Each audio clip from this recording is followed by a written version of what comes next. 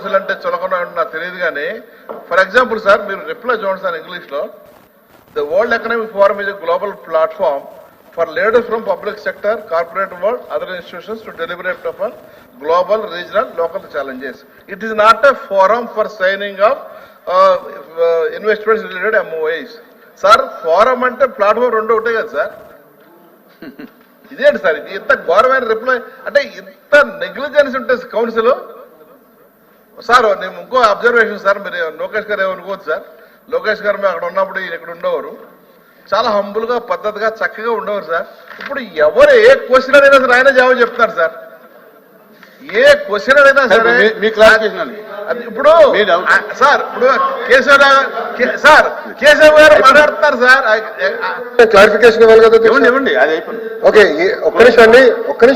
కూర్చోండి. నా పేరు ఎత్తినప్పుడు నేను మాట్లాడతా. వచ్చేవారు నా పేరు ఎత్తినప్పుడు మాట్లాడతా.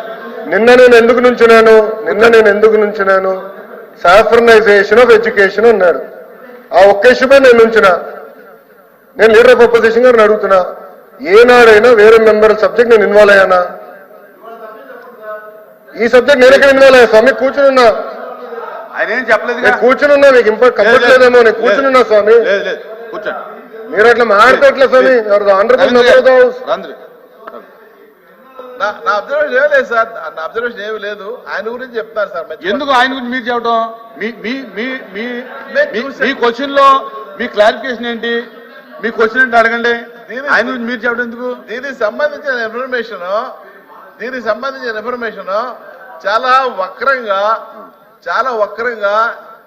చాలా రిడిక్యుల్ గా ఉంది సార్. రిప్లై ఇది రిటర్న్ రిప్లై ఇంగ్లీష్ లో చాలా రిడిక్యులస్ గా ఉంది. So I request the minister before tabling this, please go through these replies. Okay. Please go through these replies. Please. మంత్రి గారు, ఆర్థిక మంత్రి గారు పెట్టుబడుల గురించి సుదీర్ఘంగా చెప్పారు అధ్యక్ష.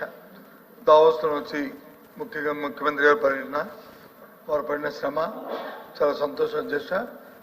ఫైనల్గా కూడా చెప్పారు అవుట్కమ్ ఏమీ లేదు, నీళ్ళు తర్వాత వచ్చి అది డ్యూ కోర్స్లో వస్తుంది, ఇంకో 4-5 సంవత్సరాలకు 2 సంవత్సరాలకు 3 సంవత్సరాలు చెప్పారు. చాలా సంతోషం. అది దానికి అవుతుంది, అదే పరిస్థితి. కానీ ఇంకో విషయం కూడా చెప్పారు అధ్యక్ష, ఇది అమర్రాజు బ్యాటరీని వచ్చి తగిలించారని చెప్పారు.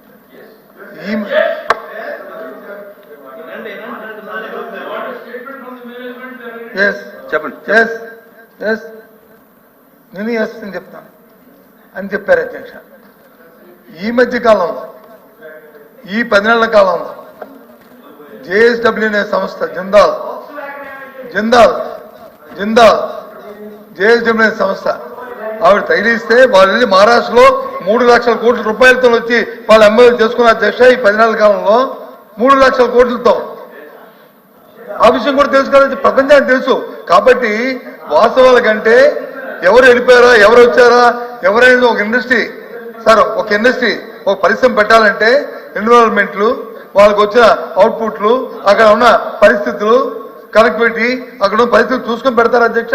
ఈ ప్రభుత్వం చేయమని అధ్యక్ష, చేయమని గత 5 సంవత్సరాల్లో యావరేజ్ 15,000 ఉద్యోగాలు వచ్చి మా ప్రభుత్వం వచ్చింది.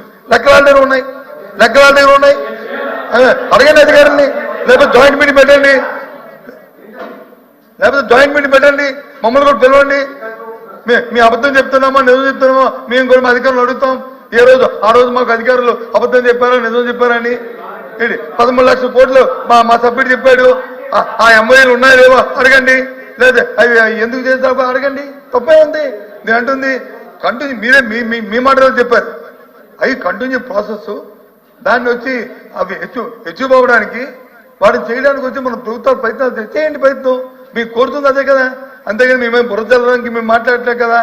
దయచేసి ఒక పాజిటివ్ లైన్లో, ఒక గుడ్ లుక్స్తో ఈ ప్రభుత్వంలో ఈ రాష్ట్రాన్ని ఆర్థికంగా మీరు అటు ప్రభుత్వం కానీ లేదా ప్రతిపక్షం కానీ లేదా మీరు ప్రతిపక్షంలో మేము ప్రభుత్వంలో మీరు ప్రతిపక్షం కానీ ఏ రకంగా దీన్ని అభివృద్ధి చేసుకోవాలి, ఏ రకంగా పాలసీని డిసైడ్ చేసుకోవాలి, మూడో వాడికి వచ్చి మా థర్డ్ పర్సన్కి వచ్చి మనం ఏదైనా ఎన్విరాన్మెంట్ కల్పించుకోవాలి ఈ ప్రభుత్వం అని చూసుకోవాలని మా తాలూకు తపన, మా తాలూకు బాధ్యతగా, ప్రతిపక్ష బాధ్యతగా మా తాలూకు బాధ్యత. మేము ఆ పని చేస్తాం తప్ప మేము బురద చల్లడానికి ప్రయత్నం చేయట్లేదు. దయచేసి ఫైనాన్స్ మినిస్టర్ గారిని వచ్చి ఈ శబ్దాలు దొరుకుతుందంటే అమరావతి ఫ్యాక్టరీ ఎందుకు వెళ్ళిపోయిందో, లేదా నిందాల ఫ్యాక్టరీ ఎందుకు వెళ్ళిపోయిందో, సంస్థ ఎందుకు వెళ్ళిపోయిందో ఇక్కడ డిస్కషన్ అనవసరం. ఈ వాంట్ డిస్కస్ అయితే వారు మాట్లాడిన తర్వాత మాట్లాడతారు అధ్యక్ష. మాట్లాడండి మాట్లాడండి మాట్లాడండి.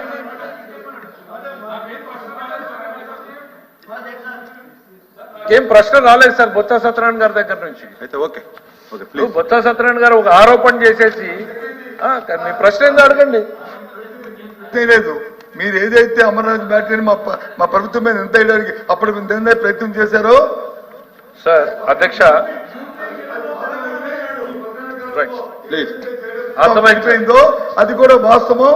3 లక్షల కోట్లు వచ్చి గుజరాత్లో పెట్టుబడులు పెట్టారు, అది కూడా వాస్తవం అని చెప్పారు. అది కాలేజీ ఇది కాదు, ఇది అయితే అది అవినీతి, ఇది అవును, అది చెప్పింది.